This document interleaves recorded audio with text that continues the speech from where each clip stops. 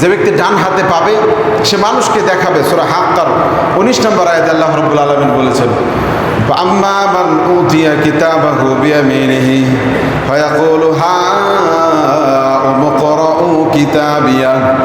দুনিয়াতে কেউ যদি ভালো রেজাল্ট করে, কেউ যদি বিসিএস ক্যাডার হয়ে যায়, অথবা কেউ যদি ডক্টরেট হোল্ডার হয়, কেউ যদি পিএইচডি করে, ভালো রেজাল্ট যদি করে, তাহলে ওই লোকটা যেমন মানুষকে বলে বেড়ায় যে আমি ভালো রেজাল্ট করেছি, জান্নাতের ব্যাপার তো আরও বড়।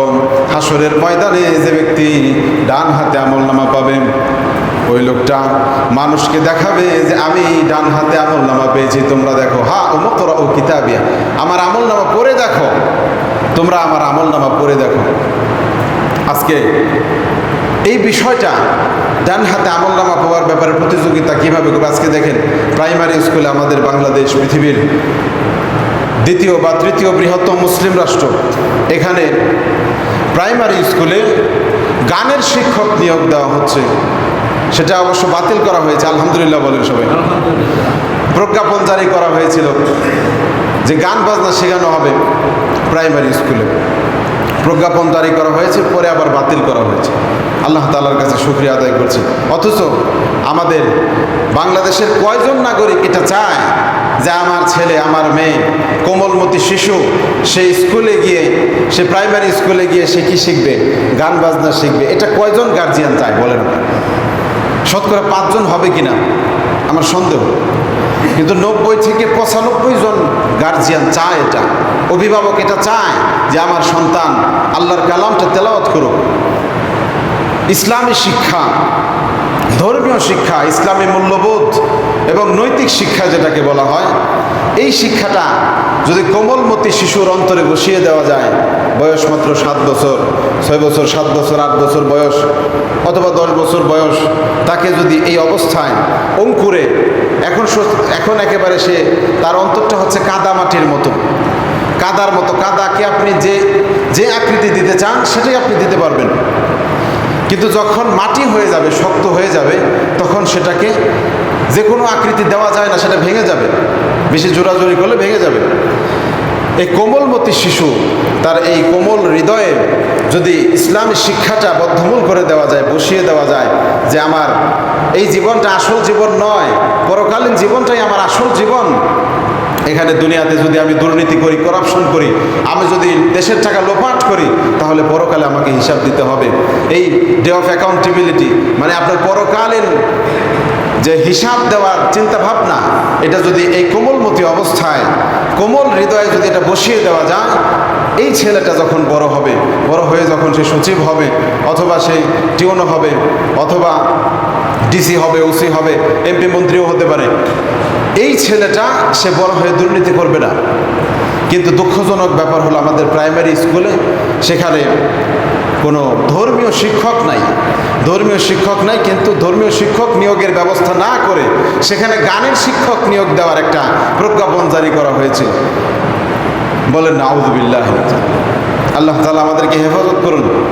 অথচ ট্যাক্সের টাকা দিয়ে কিন্তু এই প্রাইমারি স্কুলের ভবন হয়, মুসলমানদের ট্যাক্সের টাকায়, মুসলমানদের ট্যাক্সের টাকায় শিক্ষকদের বেতন দেওয়া হয়, মুসলমানদের ট্যাক্সের টাকায় সেখানে বই ছাপানো হয়, ভবন নির্মাণ করা হয়, শিক্ষককে বেতন দেওয়া হয়। তো সেখানে মুসলমানদের ধর্মীয় যে মৌলিক শিক্ষাটা, ধর্মীয় যে প্রাথমিক শিক্ষাটা, সেটা দেওয়ার ব্যবস্থা যদি না থাকে, এই দেশে দুর্নীতি কোনোদিন বন্ধ হবে না, ঠিক কিনা বলেন? নৈতিক শিক্ষা যদি না থাকে, পরকালীন ভয় যদি না থাকে, আল্লাহর ভয় যদি কারো অন্তরে না থাকে, সে সৎ হতে পারে না। মানুষ সৎ তখনই হয় যখন সে, তার ভিতরে এই অনুভূতিটা থাকে যে আমি তো একদিন মরে যাব, দুনিয়া ছেড়ে চলে যাব, আমি তো যদি এখানে অপরাধ করি, যদি এখানে আমি করাপশনে জড়িয়ে যাই, দুর্নীতি করি, তাহলে তো আমি পরকালে হিসাব দিতে পারবো না, আল্লাহর কাঠগড়ায় তো আমাকে দাঁড় হতে হবে, আমাকে হিসাব দিতে হবে, দুনিয়ার প্রত্যেকটা বিষয় সম্পর্কে আমাকে জিজ্ঞেস করা হবে। এই অনুভূতি যদি থাকে, এবং এটাই হচ্ছে ডানপন্থীদের কাজ, এদেরকে আল্লাহ তাআলা ডান হাতে আমলনামা দেবেন। যারা দুনিয়াতে ভালো কাজ করেছে, যারা অন্যায়ের বিরুদ্ধে প্রতিবাদ করেছে, তাদেরকে আল্লাহ তাআলা ডান হাতে আমলনামা দেবেন। আম্মা মান উতিয়া কিতাবাহু বিয়ামিনিহি ফায়াকুলু হাউম ইকরাউ কিতাবিয়া ইন্নী যানানতু আন্নী মুলাকিন হিসাবিয়া। সে বলবে, আমি তো এটা বিশ্বাস করতাম দুনিয়াতে যে আমার একদিন হিসাব দিতে হবে, হিসাবের সম্মুখীন হতে হবে। আমি তো দুনিয়াতে বিশ্বাস করতাম এবং আমি সে অনুযায়ী আমার জীবনকে গঠন করেছি। আমি কোনো খারাপ কাজ করি নাই, আমি ভালো কাজ করেছি, আল্লাহর হুকুম পালন করেছি। এই কারণেই আমি ডান হাতে আমলনামা পেয়েছি। তারপর কি হবে? আল্লাহ তাআলা বলছেন, এই লোকটা ডান হাতে আমলনামা পেয়ে আল্লাহ তাআলা বলছেন ফি জান্নাতিন আলিয়া ফাহুয়া ফি ঈশাতির রাদিয়া, ফি জান্নাতিন আলিয়া, সুখময় জান্নাতে সে বসবাস করবে। যে লোকটা ডান হাতে আমলনামা পাবে সে সুখময় জান্নাতে বসবাস করবে। জান্নাত হচ্ছে এমন জায়গা যেখানে আপনি যা চাইবেন আল্লাহ তাআলা আপনাকে তাই দান করবেন। আল্লাহ রাব্বুল আলামিন বলেন কুতুফুহা দানিয়া, জান্নাতের ফলগুলো নিকটে থাকবে। জান্নাতের ফলমূল এটা পারতে হবে না। দুনিয়াতে ফল পারতে গেলে কত কষ্ট করতে হয়। আপনি ডাব পারতে গিয়েছেন, যদি কেউ ডাব পারতে যায় তাহলে কত কষ্ট করতে হয়। বাঁশের আগায় তারপরে আপনার কাঁচি বেঁধে এরপরে ডাব পারতে গেলেও ঝামেলা। নিচে যদি মাটি থাকে, শক্ত মাটি, সেই ডাবটা নিচে পড়ে সেটা ভেঙে যায়, পানি বের হয়ে যায়, আপনি পানি খেতে পারেন না। দুনিয়াতে ফল গাছে পেকে আছে, সেটা পারতে গেলেও কষ্ট হয়, কিন্তু জান্নাতে কোনো ফল পারার কোনো ঝামেলা নাই। আপনার দুনিয়াতে গাছের গোড়া থাকে নিচের দিকে, মাথা থাকে উপরের দিকে। জান্নাতের ভেতরে আল্লাহ রাব্বুল আলামিন এমন সিস্টেম করে দিবেন, গাছের গোড়া থাকবে উপরের দিকে, মাথা থাকবে নিচের দিকে। বলেন সুবহানাল্লাহ। কোনো ফল যদি আপনার খেতে মনে চায়, সুন্দর একটা ফল আপনি দেখেছেন, সেটা দেখার পরে যদি আপনি মনে মনে কামনা করেন, হে আল্লাহ যদি এই ফলটা খাইতে পারতাম, মনে হয় অনেক মজা হবে। এটা কামনা করতে দেরি হবে, ওই ফলটা খাবার উপযুক্ত হয়ে আপনার সামনে আসতে 1 সেকেন্ডও দেরি হবে না। বলেন সুবহানাল্লাহ। সেটা খাবার উপযুক্ত হয়ে আপনার সামনে চলে আসবে। জান্নাত এমন জায়গা, কুতুফুহা দানিয়া। কুলু, দুনিয়াতে একটা আম পেকে আছে গাছে, আপনি দেখে খুব ভালো লাগতেছে, কামনা করতেছেন, সেটা পারতে গিয়েছেন। আমটা পারার সময় যদি আছাড় খায়, ওই আমের মধ্যে কোনো মজা থাকে না। কি বলেন, ঠিক কিনা? ওই আমের মধ্যে কোনো মজাই থাকে না, সেটা একেবারে বিষাদ হয়ে যায়। জান্নাতে ফল পারার কোনো ঝামেলা নাই, আপনি কামনা করবেন। আর হাদিস শরীফে আল্লাহ রাসূল সাল্লাল্লাহু আলাইহি ওয়াসাল্লাম বলেছেন, প্রত্যেকটা ফলের মধ্যে কম পক্ষে 72 ধরনের মজা থাকবে, এক মজা আরেক মজার সাথে মিশবে না। আল্লাহু আকবার বলেন। এটা হলো জান্নাত। যারা ডান হাতে আমলনামা পাবে এরা জান্নাতে যাবে এবং জান্নাতে তাদেরকে ফল দেওয়া হবে। কুতুফুহা দানিয়া। ওয়া আম্মা মান উতিয়া কিতাবাহু বিশিমালিহি, আর বাম হাতে যাদের আমলনামা দেওয়া হবে তারা বলবে ইয়া লাইতানি লাম উতা কিতাবিয়া, হায় আফসোস যদি আমলনামা দেওয়াই না হতো। ইয়া লাইতাহা কানাতিল কাজিয়া, যদি মৃত্যুই শেষ কথা হতো, মরণের পর আবার যদি আমাদেরকে পুনরায় জীবিত করা না হতো, কতই না ভালো হতো। তারা আফসোস করবে এবং আল্লাহ রাব্বুল আলামিন বলবেন ইয়া লাইতাহা কানাতিল কাজিয়া মা আগনা আন্নি মালিয়া। তারা বলতে থাকবে, আল্লাহ মা আগনা আন্নি মালিয়া, দুনিয়াতে কত সম্পদের মালিক ছিলাম আমি, এই সম্পদ তো আমার জন্য কোনো কল্যাণ বয়ে আনতে পারলো না। হালাকা আন্নি সুলতানিয়া, আমার ক্ষমতা ধ্বংস হয়ে গেছে, আমার ক্ষমতা শেষ হয়ে গেছে।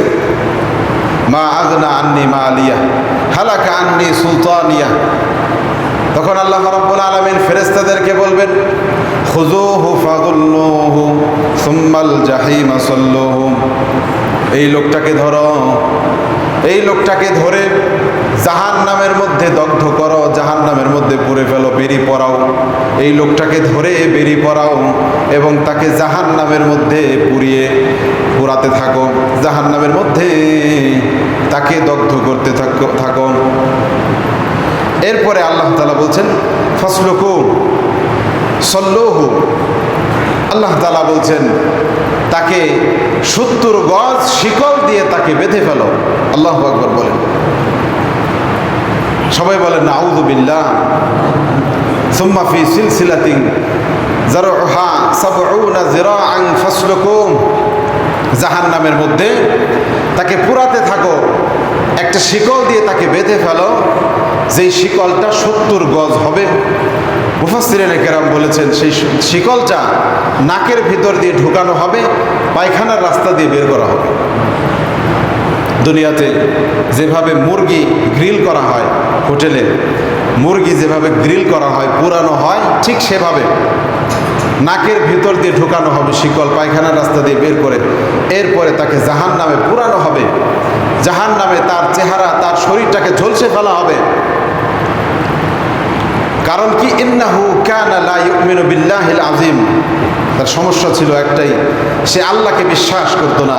ওয়ালা ইয়াহুদ্দু আলা তুআমিল মিসকিন, এবং গরিব মানুষকে, এতিমদের খাবার দেওয়ার ব্যাপারে সে মানুষকে উৎসাহিত করতো না, অনুপ্রাণিত করতো না।